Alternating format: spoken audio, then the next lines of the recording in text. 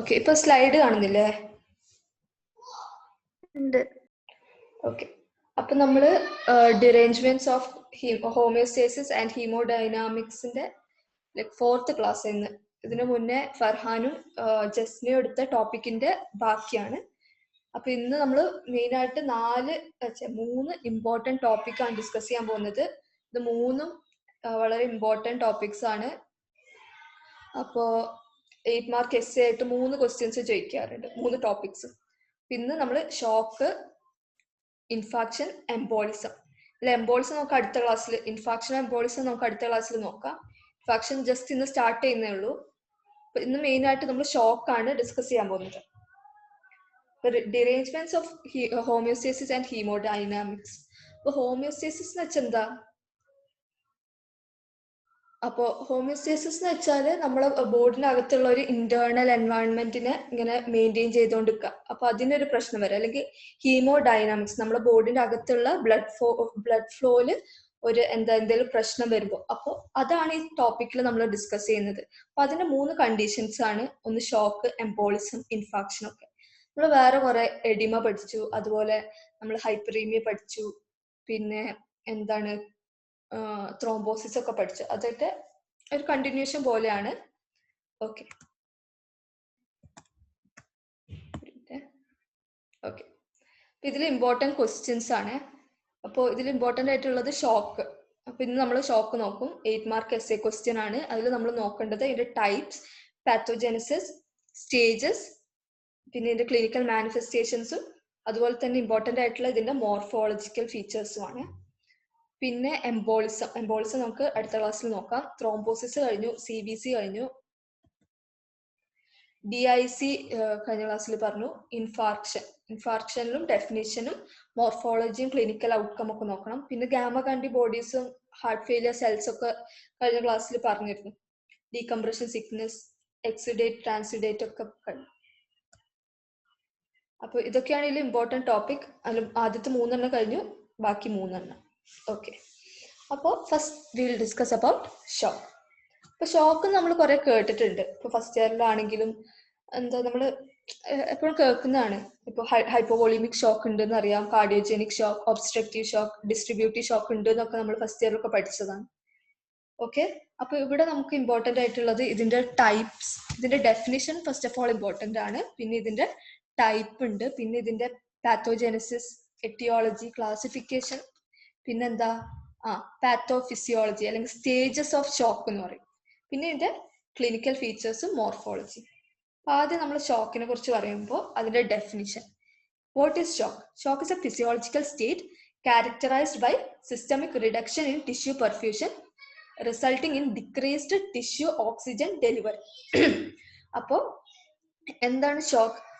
നമ്മൾ systemic reduction in tissue perfusion. അപ്പോൾ tissue perfusion കുറയുകയാണ് ചെയ്യുന്നത്. ഓക്കെ, അപ്പോൾ അഡിക്വേറ്റ് എമൗണ്ട് ഓഫ് ബ്ലഡ് നമ്മൾ ടിഷ്യൂസിൽ എത്താണ്ടിരിക്കുമ്പോഴല്ലേ ടിഷ്യൂ പെർഫ്യൂഷൻ കുറയാന്ന് പറയാം. അപ്പോൾ എന്താ, അങ്ങനെ ടിഷ്യൂ പെർഫ്യൂഷൻ കുറയുമ്പോൾ ഓക്സിജൻ ഡെലിവറിയും കുറയും. അപ്പൊ അത് കാരണം ഉണ്ടാവുന്ന പ്രശ്നങ്ങളാണ് നമ്മൾ ഷോക്ക് എന്ന് പറയും. ഇപ്പൊ അതല്ലാതെ വേറെ രീതിയിൽ പറയുകയാണെങ്കിൽ it's A condition in which circulation fails to meet the metabolic needs of the tissue and at the same time fails to remove the metabolic waste products. അപ്പോൾ ടിഷ്യൂലേക്ക് നമ്മൾ ബ്ലഡ് പോയിട്ട് അതിന് അഡിക്വേറ്റ് ആയിട്ടുള്ള ന്യൂട്രിയൻസ് കൊടുക്കുകയും വേണം, അതുപോലെ തന്നെ വേസ്റ്റ് പ്രൊഡക്ട്സ് ഒക്കെ കളക്ട് ചെയ്തിട്ട് അതിനെ എക്സ്ക്രീറ്റ് ചെയ്ത് കളയൊക്കെ വേണം അല്ലേ.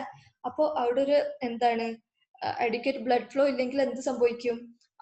അവിടുത്തെ മെറ്റബോളിക് നീഡ്സ് ഒന്നും എന്താ മീറ്റ് ചെയ്യാൻ പറ്റൂല, മെറ്റബോളിക് വേസ്റ്റ് പ്രൊഡക്ട്സ് ഒന്നും റിമൂവ് ചെയ്യാൻ പറ്റൂല. പിന്നെ ഇതൊക്കെ സെയിം സംഭവങ്ങൾ തന്നെയാണ് പറയുന്നത്. പിന്നെ ഒരു അനറോബിക് മെറ്റബോളിസം ഉണ്ടാവും എന്നൊക്കെ പറയുന്നുണ്ട്, അതായത് നമ്മൾ പിന്നെ പറയും. ഓക്കെ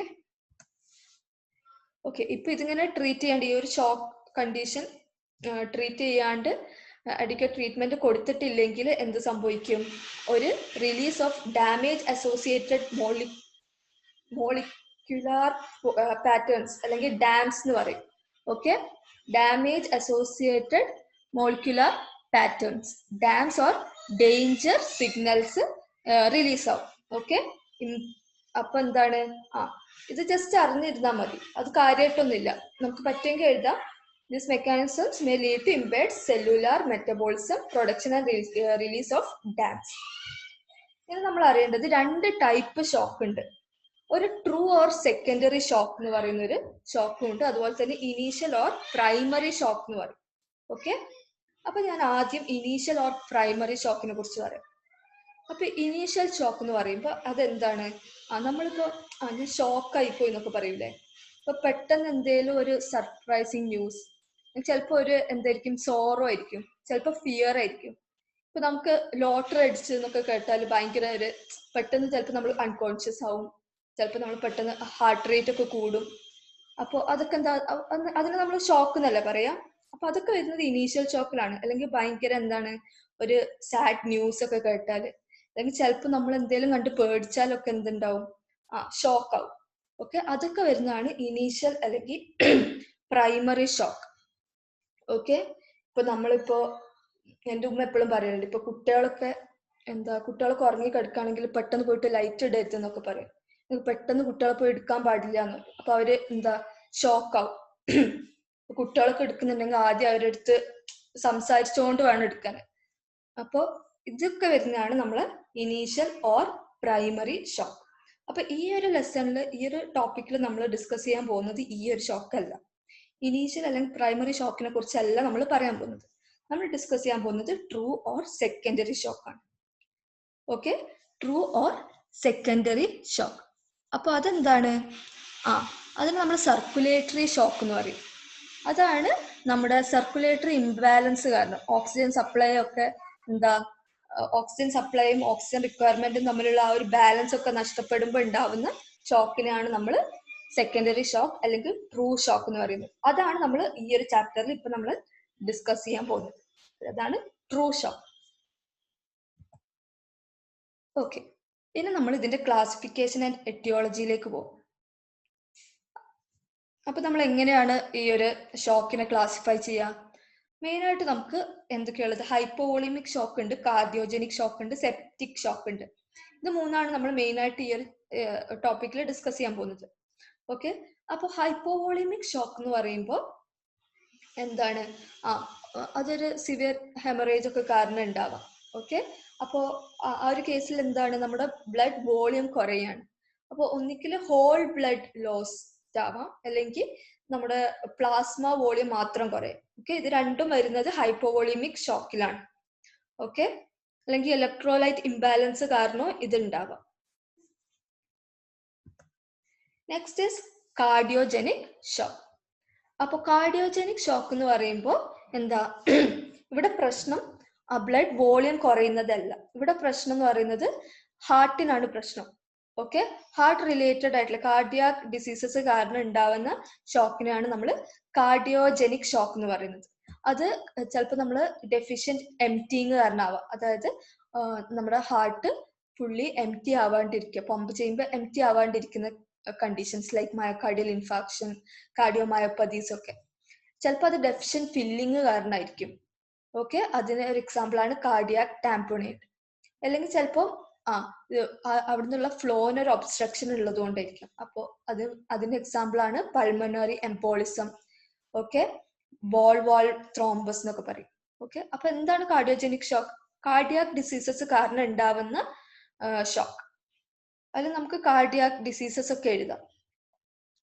ഓക്കെ, അപ്പൊ ഇവിടെ നമ്മൾ മനസ്സിലാക്കേണ്ടത് ഹൈപ്പോവോളിമിക് ഷോക്കിൽ ബ്ലഡ് വോളിയം മൊത്തത്തിൽ കുറയും. ഇവിടെ ബ്ലഡ് വോളിയത്തിന് ഡിഫറൻസ് ഒന്നുമില്ല. ഇവിടെ നോർമോവോളീമിയാണ്. നേരത്തെ ഹൈപ്പോവോളീമിയ ആയിരുന്നു, ഇവിടെ നോർമോവോളീമിയാണ്. ഇനിയുള്ളത് ഇമ്പോർട്ടൻ്റ് ആയിട്ടുള്ളതാണ് സെപ്റ്റിക് ഷോക്ക്. സെപ്റ്റിക് ഷോക്ക് എന്ന് പറയുമ്പോൾ ഇതിന്റെ പാത്തോജനസിസ് ഒക്കെ നമ്മൾ കുറച്ച് ഡീറ്റെയിൽ ആയിട്ട് നോക്കൂ കേട്ടോ. അപ്പൊ സെപ്റ്റിക് ഷോക്ക് എന്ന് പറയുമ്പോൾ നമുക്കറിയാം എന്തെങ്കിലും ഒരു ബാക്ടീരിയൽ അല്ലെങ്കിൽ ഒരു ഫംഗൽ ഇൻഫെക്ഷൻ ഒക്കെ കാരണം ഉണ്ടാകും. മെയിൻ ആയിട്ട് ഇവിടെ മെയിൻ ആയിട്ട് ഗ്രാം നെഗറ്റീവ് ബാക്ടീരിയ ആണ് നമ്മുടെ സെപ്റ്റിക് ഷോക്ക് കോസ് ചെയ്യുന്നത്. ഓക്കെ, അല്ലെങ്കിൽ ഗ്രാം പോസിറ്റീവ് ബാക്ടീരിയ ആവാം, ഫംഗൈ ഒക്കെ ആവാം. ഗ്രാം നെഗറ്റീവ് ബാക്ടീരിയ കോസ് ചെയ്യുന്ന സെപ്റ്റിക് ഷോക്കിനെ നമ്മൾ എൻഡോടോക്സിക് ഷോക്ക് എന്ന് പറയും. ഓക്കെ, എൻഡോടോക്സിക് ഷോക്ക് എന്താണ്? ഗ്രാം നെഗറ്റീവ് ബാക്ടീരിയ കോസ് ചെയ്യുന്ന shock. Gram positive bacteria cause ചെയ്യുന്ന ഷോക്കിനെ നമ്മൾ എക്സോടോക്സിക് ഷോക്ക് എന്ന് പറയും. അപ്പൊ മെയിനായിട്ട് ഗ്രാം നെഗറ്റീവ് ബാക്ടീരിയ ആണ് കോസ് ചെയ്യാന്ന് മനസ്സിലാക്കുക. ഓക്കെ, ഇനി കുറച്ച് അതർ ടൈപ്പ് ഓഫ് ഷോക്ക് നോക്കാം. അതിനൊരു എക്സാമ്പിൾ ആണ് അനാഫിലാക്റ്റിക് ഷോക്ക്. അനാഫിലാക്റ്റിക് ഷോക്ക് നമ്മൾ കേട്ടിട്ടുണ്ട്. ഏതെങ്കിലും ഒരു സബ്സ്റ്റൻസിനോടുള്ള അലർജി എക്സാജറേറ്റഡ് ആവും, അങ്ങനെ അനാഫിലാക്സിസ് ഒക്കെ നടക്കും, അപ്പോൾ ഒരു ഷോക്ക് ഉണ്ടാവും. അതാണ് അനാഫിലാക്റ്റിക് ഷോക്ക്. ഓക്കെ, പിന്നെന്താ ന്യൂറോജനിക് ഷോക്ക് ഉണ്ടാവാം. ഇപ്പൊ ന്യൂറോജനിക് ഷോക്ക് എന്ന് പറയുമ്പോൾ എന്താണ്, interruption of sympathetic vasomotor supply എന്ന് പറയാം. ഇപ്പോൾ എന്താ നമ്മളെ സ്പൈനൽ കോഡിൽ ഒരു ട്രോമ ഉണ്ടാവുക, അല്ലെങ്കിൽ സ്പൈനൽ അനസ്തീഷ്യ നൽകുമ്പോൾ ഒരു ഇഞ്ചുറി ഉണ്ടാവുക, അങ്ങനെയൊക്കെ ആകുമ്പോൾ എന്താ പാരപ്ലീജി ഉണ്ടാവും, ക്വാഡ്രിപ്ലീജി ഒക്കെ ഉണ്ടാവും. ഓക്കെ, അതൊക്കെ വരുന്നതാണ് neurogenic shock. Next is endocrine. Okay, endocrine shock. അതിൽ നമ്മൾ എന്താണ് ഹൈപ്പോ അഡ്രിനൽ ഷോക്ക് എന്നൊക്കെ പറയും. അതായത് അഡ്രിനൽ ഗ്ലാൻഡിൽ പ്രശ്നം വരുമ്പോൾ, ഓക്കെ, അഡ്രിനൽ ഇൻസഫിഷ്യൻസി കാരണം. ഓക്കെ, പിന്നെ ഹൈപ്പോ ആൻഡ് ഹൈപ്പർ തൈറോയിഡിസം ഒക്കെ ഈ ഒരു എൻഡോക്രൈൻ ഷോക്കിന് കാരണമാവും. ഇതൊക്കെ കൂടാണ്ട് ട്രോമാറ്റിക് ഷോക്ക് ഉണ്ടാവും. അതായത് സിവിയർ ഇഞ്ചുറീസും ചിലപ്പോൾ ഭയങ്കര ഒരു മേജർ ആയിട്ടുള്ള സർജറി കാരണമൊക്കെ, അല്ലെങ്കിൽ ഒബ്സ്റ്റെട്രിക്കൽ ട്രോമ ഒക്കെ കാരണം എന്തുണ്ടാവാം, ട്രോമാറ്റിക് ഷോക്ക് ഉണ്ടാവാം. അപ്പൊ ഇതൊക്കെയാണ് നമ്മുടെ ടൈപ്സ് ഓഫ് ഷോക്ക്. ഓക്കെ, അപ്പൊ എന്തൊക്കെയായിരുന്നു? Hypovolemic shock, cardiogenic shock, septic shock. ഇത് മൂന്നുമാണ് ഇമ്പോർട്ടൻറ്റ്. ബാക്കി നമുക്ക് ജസ്റ്റ് മെൻഷൻ ചെയ്താൽ മതി.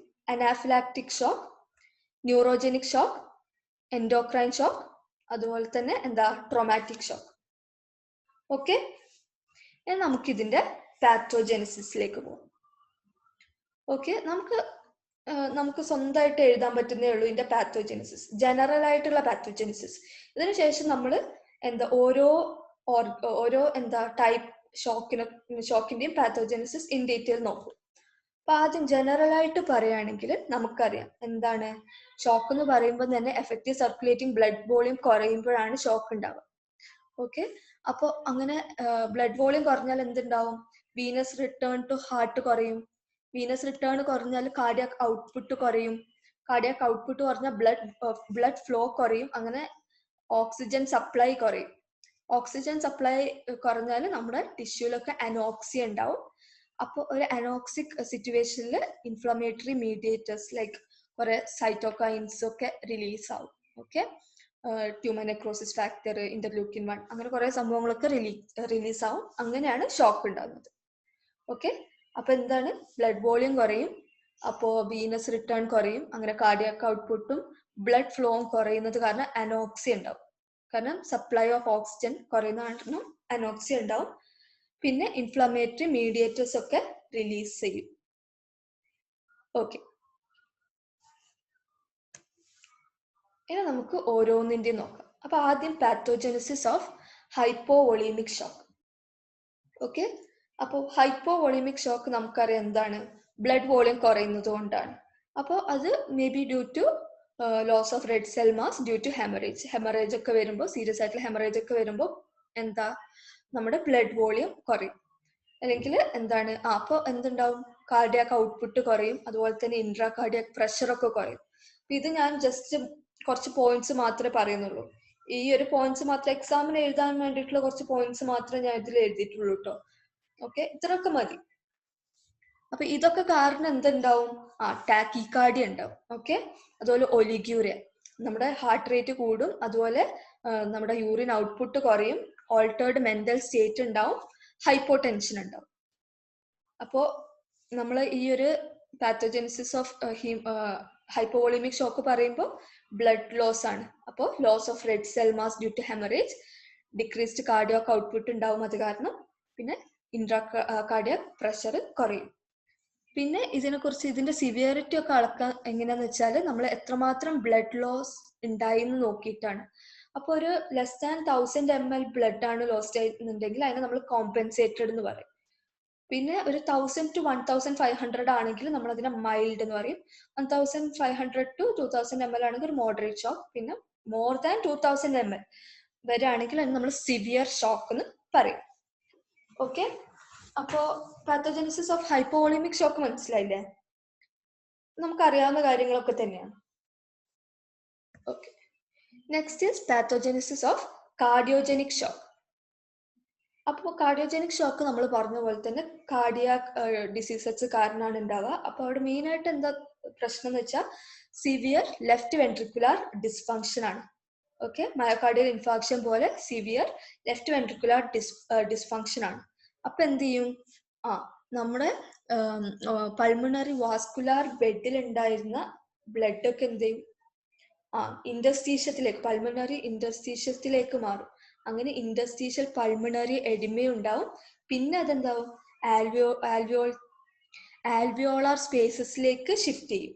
അങ്ങനെ ആൽവിയോളാർ പൾമണറി എഡിമ ഉണ്ടാവും. ഇത്ര എഴുതിയാൽ മതി. കാർഡിയോജനിക് ഷോക്ക് എന്താണ്, സിവിയർ ലെഫ്റ്റ് വെൻട്രിക്കുലർ ഡിസ്ഫങ്ഷൻ കാരണമാണ്. അതിന്റെ ഒരു എക്സാമ്പിൾ എന്താ, മയോകാർഡിയൽ ഇൻഫാക്ഷൻ. അപ്പൊ എന്താ ഉണ്ടാവുക, ഇൻഡസ്ട്രീഷ്യൽ പൾമണറി എഡിമ ഉണ്ടാവും, ആൽവിയോളാർ പൾമണറി എഡിമ ഉണ്ടാവും. ഓക്കെ, അപ്പോൾ അത്രേ ഉള്ളൂ കാർഡിയോജനിക് ഷോക്കിന്റെ pathogenesis. Next is pathogenesis of septic shock. അപ്പൊ ഇത് കുറച്ച് ലോങ് ആണ്, അപ്പൊ ഇത് ശ്രദ്ധിച്ചേക്കാം. ഇത്ര മനസ്സിലായോ? എന്തെങ്കിലും ഡൗട്ട് ഉണ്ടോ? ഏതെങ്കിലും ഒന്നുകൂടി പറയണോ?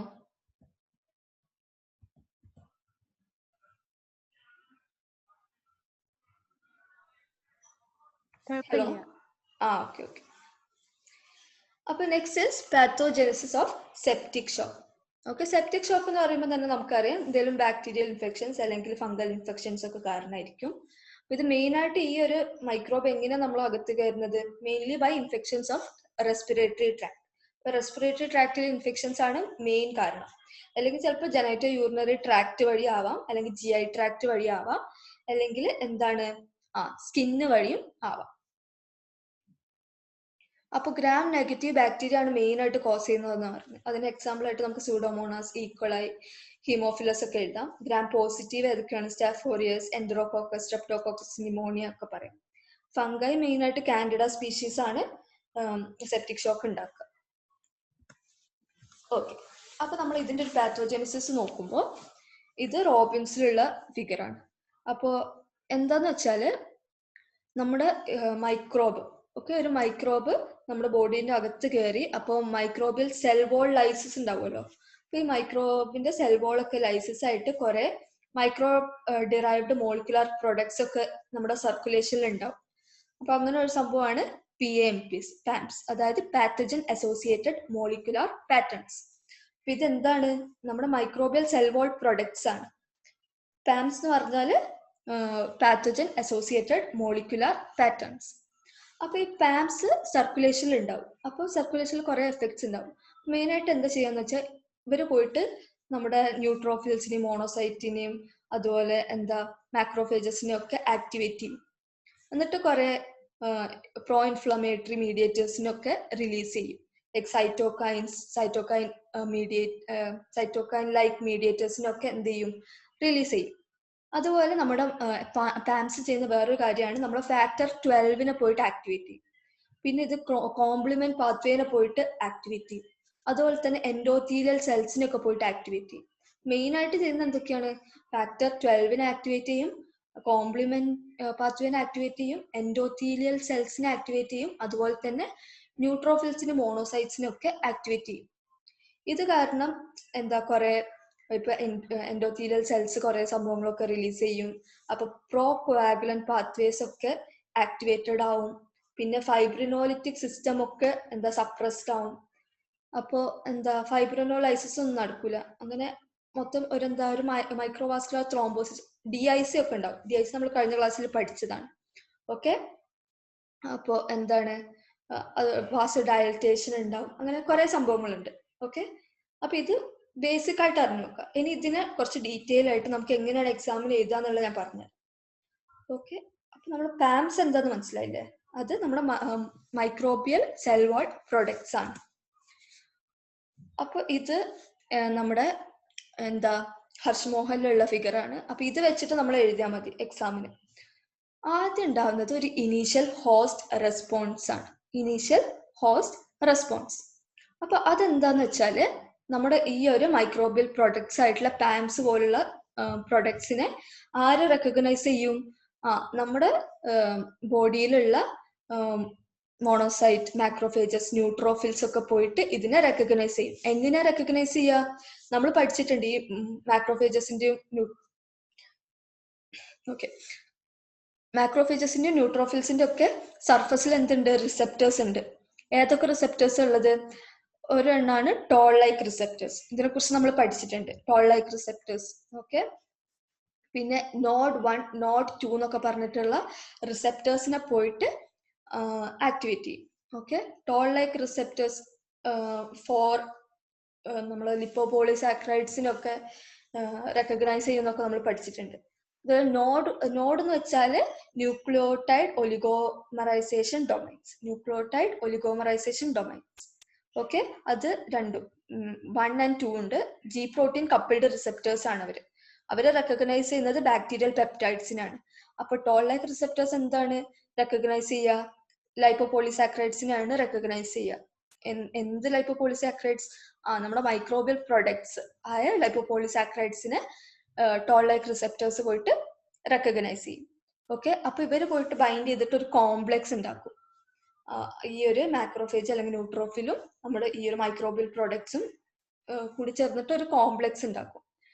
അപ്പൊ ഈ ഒരു കോംപ്ലെക്സ് എന്താവും? അപ്പോൾ നമ്മുടെ ഈ ഒരു റിസെപ്റ്റേഴ്സ് ഒക്കെ ഈ മാക്രോഫേജ് അല്ലെങ്കിൽ ന്യൂട്രോഫിൽ അല്ലെങ്കിൽ മോണോസൈറ്റിന്റെ അകത്തേക്ക്, സെല്ലിന്റെ അകത്തേക്ക് ഒരു സിഗ്നല് കൊടുക്കും. അപ്പൊ ഈ സെൽസ്, മാക്രോഫേജസും ന്യൂട്രോഫിൽസും ഒക്കെ കുറച്ച് സംഭവങ്ങൾ റിലീസ് ചെയ്യും. അപ്പൊ അതാണ് അടുത്തത്. എന്താണ്? Activation of macrophages and neutrophils. ഈ ഒരു കോംപ്ലെക്സ് എന്ത് ചെയ്തു? മാക്രോഫേജസിനും ന്യൂട്രോഫിൽസിനും ഒക്കെ ആക്ടിവേറ്റ് ചെയ്തു. അപ്പൊ കുറെ പ്രോ ഇൻഫ്ലമേറ്ററി സൈറ്റോകൈൻസ് ഒക്കെ റിലീസ് ആവും. അതിന് എക്സാമ്പിൾ ആണ് TNF alpha, tumour necrosis factor alpha, അതുപോലെ ഇന്റർലൂക്കിൻ 1 ഒക്കെ റിലീസ് ആവും.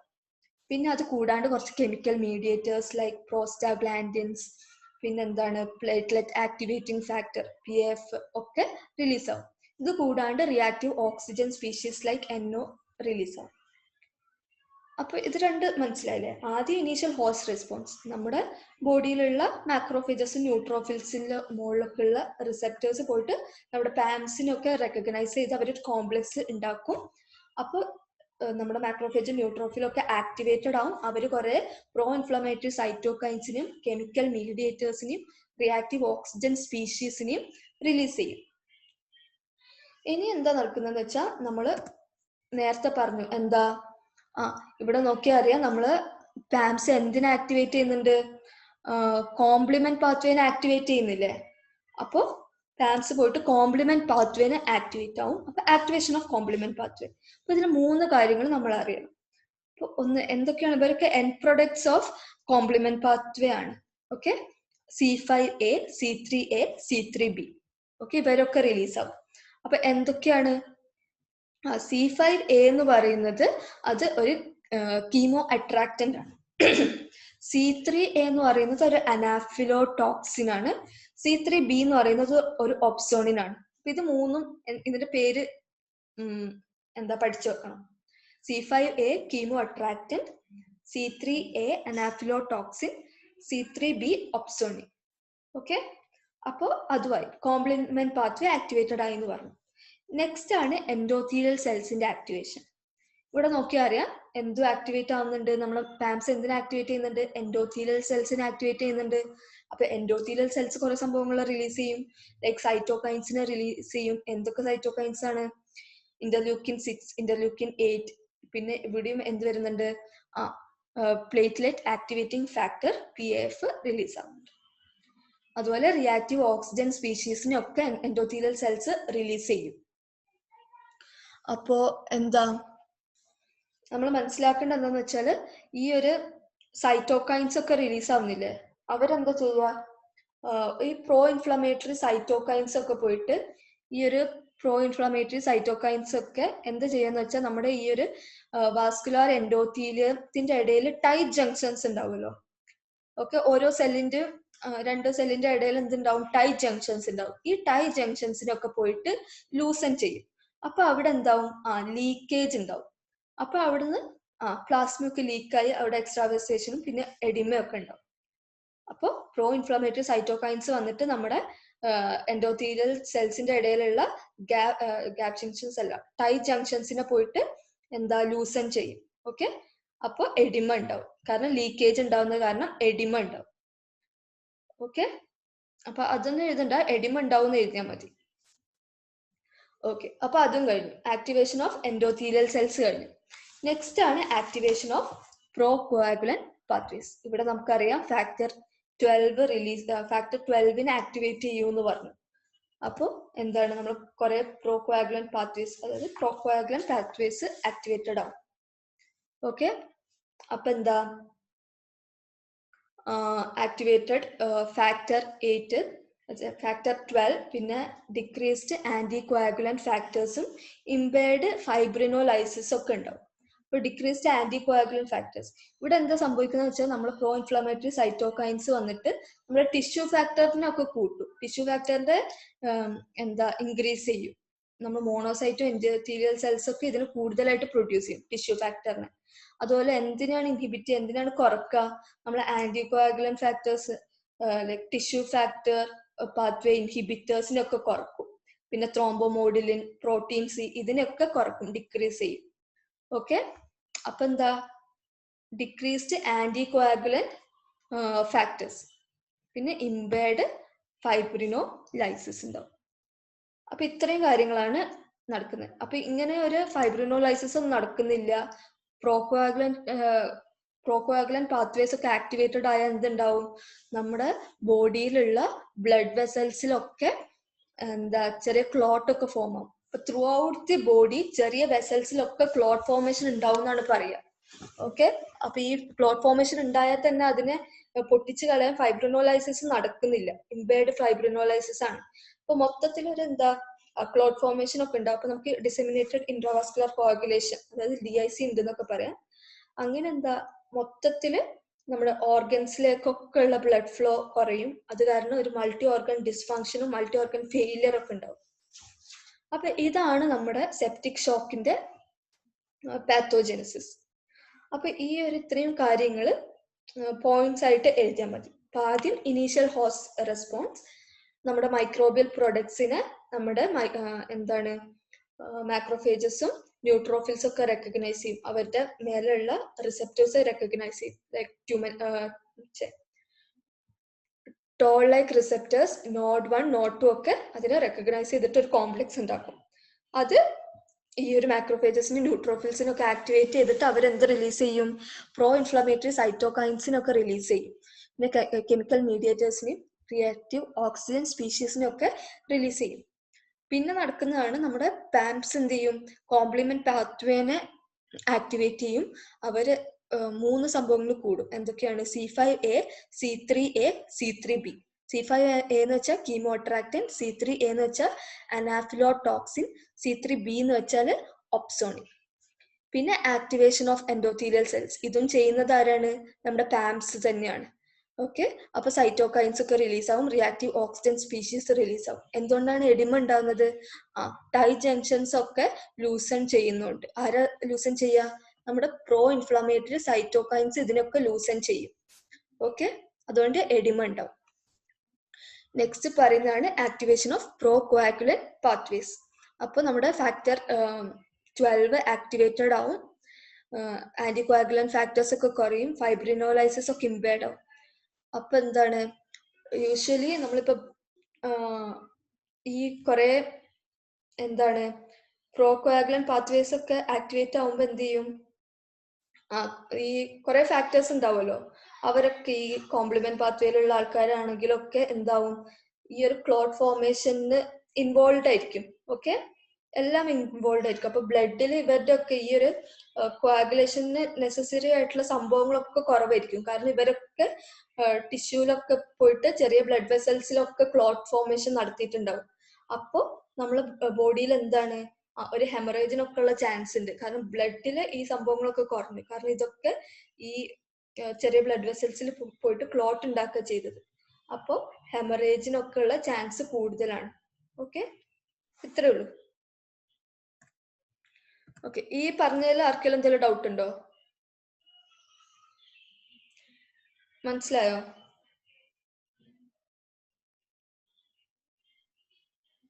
മനസ്സിലായി. Okay okay. നെക്സ്റ്റ് ആണ് സ്റ്റേജസ് ഓഫ് ഷോക്ക്. അപ്പൊ സ്റ്റേജസ് ഓഫ് ഷോക്ക് ഇമ്പോർട്ടൻ്റ് ആണ്. 3 സ്റ്റേജസ് ആണ് ഉള്ളത്. ഓക്കെ, അതായത് ഇങ്ങനെ പ്രോഗ്രസ് ചെയ്തിട്ട് പോവാണ്, ഡെറ്ററിയോറേഷൻ ആണ് നടക്കുന്നത്. അതായത് വേർച്ചൺ ആവുക ചെയ്യും. ഓരോ സ്റ്റേജ് കഴിയുന്തോറും അത് കൂടുതൽ മോശമാവാണ് ചെയ്യുക സിറ്റുവേഷൻ. അപ്പോൾ ആദ്യത്തെ സിറ്റുവേഷൻ ആണ് ഇനീഷ്യൽ അല്ലെങ്കിൽ കോമ്പൻസേറ്റഡ് ഷോക്ക് എന്ന് പറയും. നെക്സ്റ്റ് ആണ് പ്രോഗ്രസീവ് ഡീകമ്പൻസേറ്റഡ് ഷോക്ക്. നമ്മൾ മൂന്നാമത് പറയുന്നതാണ് ഇറിവേഴ്സിബിൾ ഡീകമ്പൻസേറ്റഡ് ഷോക്ക്. ഓക്കെ, അപ്പോൾ ഓരോന്നായിട്ട് നോക്കാം ഒരു മിനിറ്റ്. ഓക്കെ, അപ്പോൾ എന്താന്ന് വെച്ചാൽ നമ്മൾ ഈ കോമ്പൻസേറ്റഡ് ഇനീഷ്യൽ ഷോക്കിൽ എന്താന്ന് വെച്ചാൽ എന്താ അവിടെ സംഭവിക്കുന്നത് വെച്ചാൽ നമ്മൾ ബോഡിയിലുള്ള ഇമ്പോർട്ടൻ്റ് ഓർഗൻസിനൊക്കെ കൂടുതൽ പെർഫ്യൂഷൻ നൽകാൻ വേണ്ടിയിട്ട് എന്ത് ചെയ്യും, നമ്മുടെ ബോഡി ട്രൈ ചെയ്യും. അപ്പോൾ ബാക്കി സ്ഥലങ്ങളിലേക്കുള്ള ബ്ലഡ് സപ്ലൈ ഒക്കെ കുറച്ചിട്ട് ബ്രെയിൻ, ഹാർട്ട് പോലുള്ള ഇമ്പോർട്ടൻ്റ് ഓർഗൻസിലേക്കുള്ള ബ്ലഡ് ഫ്ലോ കൂട്ടാൻ ട്രൈ ചെയ്യും. അപ്പോൾ എന്താണ് മെയിനായിട്ട് വാസ കൺസ്ട്രിക്ഷൻ, ബാക്കി എല്ലായിടത്തേക്കും ഉള്ള ബ്ലഡ് ഒക്കെ കുറക്കും. ഓക്കെ, പെരിഫറൽ വാസ കൺസ്ട്രിക്ഷൻ ഉണ്ടാവും. പിന്നെ ഫ്ലൂയിഡ് കൺസർവേഷൻ ബൈ കിഡ്നി. അത് നമുക്ക് വൈഡ് സ്പ്രെഡ് വാസ കൺസ്ട്രിക്ഷൻ പറയാം. അതെങ്ങനെയാന്ന് വെച്ചാൽ നമ്മൾ കുറെ ന്യൂറൽ ആൻഡ് ഹ്യൂമറൽ ഫാക്ടേഴ്സ് ഒക്കെ കൂടും. അതായത് അവരൊക്കെ ആക്ടിവേറ്റഡ് ആവും. Baro receptors, chemo receptors, catecholamines, renin, angiotensin 2 ഇവരൊക്കെ ആക്ടിവേറ്റഡ് ആവും. അപ്പൊ എന്താണ്, ഇവരൊക്കെ കൂടിയിട്ട് ഒരു വാസ കൺസ്ട്രിക്ഷൻ കൊണ്ടുവരാൻ ശ്രമിക്കും. അപ്പോൾ വാസ കൺസ്ട്രിക്ഷൻ, ഓക്കെ, വാസ കൺസ്ട്രിക്ഷൻ നമ്മൾ ക്യൂട്ടേനിയസ് വാസ കൺസ്ട്രിക്ഷൻ ഒക്കെ ക്യൂട്ടേനിയസ് വാസ കൺസ്ട്രിക്ഷൻ ഉണ്ടായാൽ എന്താവും, നമ്മുടെ സ്കിന്നിലേക്കൊക്കെ ഉള്ള ബ്ലഡ് ഫ്ലോ കുറയും. അപ്പൊ അവിടെ നമ്മുടെ സ്കിന്നൊക്കെ ഭയങ്കര തണുത്തിരിക്കും. അപ്പൊ നമ്മൾ കൂൾ ആൻഡ് ക്ലാമി സ്കിൻ എന്ന് പറയാം. ഓക്കെ, അത് ഓർക്കാം. ഇതിന്റെ എഫക്റ്റ് പറയുമ്പോൾ കൂൾ ആൻഡ് ക്ലാമി സ്കിൻ. ഇനി അടുത്താണ് ഫ്ലൂയിഡ് കൺസർവേഷൻ ബൈ കിഡ്നി. അപ്പൊ എന്താ ചെയ്യാന്ന് വെച്ചാൽ ആൽഡോസ്റ്റീറോൺ ഒക്കെ റിലീസ് ചെയ്യും. അപ്പൊ എന്താ, നമ്മുടെ renin, angiotensin, aldosterone system activated ആവും. പിന്നെ മൊത്തത്തിൽ നമ്മുടെ ഗ്ലോമറുലാർ ഫിൽട്രേഷൻ റേറ്റ് ഒക്കെ കുറയും.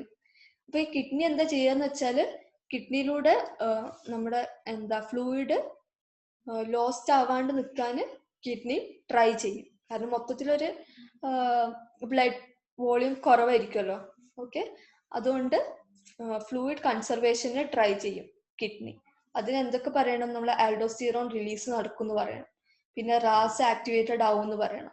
ഓക്കെ, പിന്നെന്താ ADH റിലീസ് ആവും. അങ്ങനെ കുറെ നമ്മുടെ GFR കുറയും. ഇതൊക്കെ പറയാം. Next is stimulation of adrenal medulla. Okay, അപ്പോൾ എന്താണ്, adrenal medulla is stimulated to release excess of catecholamines. അപ്പോൾ എപ്പിനെഫ്രിൻ, നോറെപ്പിനെഫ്രിൻ ഒക്കെ നമുക്കറിയാം ഒരു ഷോക്ക് കണ്ടീഷൻ ഒക്കെ ഉണ്ടാകുമ്പോഴല്ലേ ഇതൊക്കെ റിലീസ് ആവുക. ഓക്കെ, അപ്പൊ ഇതൊക്കെ റിലീസ് ആവും. അപ്പൊ അത്രേ ഉള്ളൂ. കോമ്പൻസേറ്റഡ് ഷോക്ക് അല്ലെങ്കിൽ ഇനീഷ്യൽ ഷോക്ക് എന്ന് പറയുമ്പോൾ നമ്മുടെ ഇമ്പോർട്ടൻ്റ് ഓർഗൻസിലേക്കൊക്കെ ഉള്ള ബ്ലഡ് സപ്ലൈ കൂട്ടാൻ നമ്മൾ ബോഡി ട്രൈ ചെയ്യാണ്. അപ്പൊ ബാക്കിയുള്ള ബോഡി പാർട്സിലേക്കൊക്കെ ഉള്ള ബ്ലഡ് ഫ്ലോ എന്താക്കും, കുറക്കും. ഓക്കെ, അപ്പൊ എന്താ, ടാക്കിക്കാർഡിയ ഉണ്ടാവും. ഓക്കെ, പിന്നെ കൂൾ ക്ലാമി സ്കിൻ ആയിരിക്കും. എന്തൊക്കെയാണ് ഇവിടെ സംഭവിക്കുന്നത്, wide spread vaso constriction, fluid conservation by kidney, അതുപോലെ stimulation of adrenal medulla. Next പറയുന്നതാണ് പ്രോഗ്രസീവ് ഡീകമ്പൻസേറ്റഡ് ഷോക്ക്. ഓക്കെ, അപ്പൊ നമ്മുടെ ആദ്യത്തെ എന്താ ആ സ്റ്റേജ് കഴിഞ്ഞ് കുറച്ചും കൂടി വേഴ്സൺ ആയിട്ടുള്ള ഒരു സിറ്റുവേഷൻ ആണ് ഈ പ്രോഗ്രസീവ് ഡീകമ്പൻസേറ്റഡ് ഷോക്ക്. ഇവിടെ എന്താ നടക്കുന്നതെന്ന് വെച്ചാൽ നമ്മുടെ ബോഡിയിൽ ലൈക്ക് ഓൾറെഡി ഉണ്ടായിരുന്ന ചില കണ്ടീഷൻസ്, ഓക്കെ, ചിലപ്പോൾ നമ്മളൊരു ഹാർട്ട് പേഷ്യൻ്റ് ആയിരിക്കും, അല്ലെങ്കിൽ നമുക്കൊരു ക്രോണിക് ആയിട്ടുള്ള ഒരു ലങ് ഡിസീസ് ഉണ്ടാവാം. അപ്പൊ ഇതൊക്കെ ഇതിന്റെ എഫക്റ്റ് ഒക്കെ കൂടും. ഓക്കെ, അപ്പോൾ അത് കാരണം ഉണ്ടാകുന്നതാണ് ഈ പ്രോഗ്രസീവ് ഡീകമ്പൻസേറ്റഡ് ഷോക്ക്. അപ്പൊ അതിൽ നമ്മൾ 2 കാര്യമാണ് പറയുന്നത്. ഒന്ന് പൾമിനറി ഹൈപ്പർ പെർഫ്യൂഷൻ ഉണ്ടാവും. അപ്പോൾ എന്താണ്, ARDS പോലുള്ള സിംറ്റംസ് ലൈക്ക് ടാക്കിപ്നിയ ഉണ്ടാവും. പിന്നെ ARDS ഉണ്ടാവും, അതായത് അഡൾട്ട് റെസ്പിറേറ്ററി ഡിസ്ട്രസ് സിൻഡ്രോം. അപ്പോൾ പിന്നെ പറയുന്നതാണ് ടിഷ്യൂ ഇസ്കീമിയ. ഇപ്പൊ ടിഷ്യൂ ഇസ്കീമിയ നടക്കുമ്പോൾ ബ്ലഡ് ഒന്നും മര്യാദക്ക് എത്താണ്ട് അവിടെ ഇസ്കീമിക് ആവും. ടിഷ്യൂ ഇസ്കീമിയ ഉണ്ടാവുമ്പോൾ തന്നെ എന്തുണ്ടാവും, നമ്മുടെ എയറോബിക് ഗ്ലൈക്കോളിസിസിൽ നിന്ന് അനോറോബിക് ഗ്ലൈക്കോളിസിസ് ആയിട്ട് മാറും. അനറോബിക് ഗ്ലൈക്കോളിസിസ് ഉണ്ടാകുമ്പോൾ എന്താ നമുക്കറിയാം, ലാക്റ്റിക് ആസിഡ് ഒക്കെ പ്രൊഡ്യൂസ് ആവും. അപ്പൊ മെറ്റബോളിക് ലാക്റ്റിക് ആസിഡോസിസ് ഉണ്ടാവും. അപ്പോൾ എന്താണ് ടിഷ്യൂ പി എച്ച് ഒക്കെ കുറയും. അപ്പൊ നമ്മൾ മനസ്സിലാക്കുക മെറ്റബോളിക് ലാക്റ്റിക് ആസിഡോസിസ് ഉണ്ടാവും. ഓക്കെ, അപ്പൊ ഈ ഒരു സംഭവത്തിൽ, അതായത് പ്രോഗ്രസീവ് ഡീകമ്പൻസേറ്റഡ് ഷോക്കിന്റെ ഇഫക്ട്സ് എന്തൊക്കെയാണ്? Decreased cardiac output, mental confusion, decreased urinary output, tachypnea ഒക്കെ. ഓക്കെ ഓക്കെ അപ്പൊ നെക്സ്റ്റ് ആണ്, ഇവിടെ നമ്മൾ ഈ ഒരു പ്രോഗ്രസീവ് ഡീകമ്പൻസേറ്റഡ് ഷോക്കിൽ ഒലിഗ്യൂറിയ ആണ് ഉണ്ടാവുക, അതായത് യൂറിനറി ഔട്ട്പുട്ട് കുറയും. ഓക്കെ, അത് ഓർത്ത് വെക്കുക. Okay, next irreversible decompensated shock. ഇത് വളരെ വളരെ മോശം ഒരു അവസ്ഥയാണ്. കാരണം ഇതിൽ നിന്ന് ഈ ഒരു സിറ്റുവേഷനിലേക്ക് പോയി കഴിഞ്ഞാൽ പിന്നെ ആ ഒരു പേഷ്യന്റ് രക്ഷപ്പെടാനുള്ള ചാൻസ് വളരെ കുറവാണ്. എന്തെങ്കിലും മിറാക്കിൾ എങ്ങാനും സംഭവിക്കണം. കാരണം ഇത് ലൈക്ക് ലാസ്റ്റ് സ്റ്റേജ് ആണ്. നമുക്കറിയാം റിവേഴ്സിബിൾ എന്ന് പറയുമ്പോൾ തന്നെ ഒരു ലാസ്റ്റ് സ്റ്റേജിലേക്ക് പോകും. ഓക്കെ, അപ്പൊ എന്താണ് ഇറിവേഴ്സിബിൾ ഡീകമ്പൻസേറ്റഡ് ഷോക്ക്? അപ്പൊ ഇവിടെ നടക്കുന്നത് 6 കാര്യങ്ങളാണ്. ആദ്യം നമ്മൾ പറയേണ്ടതാണ് പ്രോഗ്രസീവ്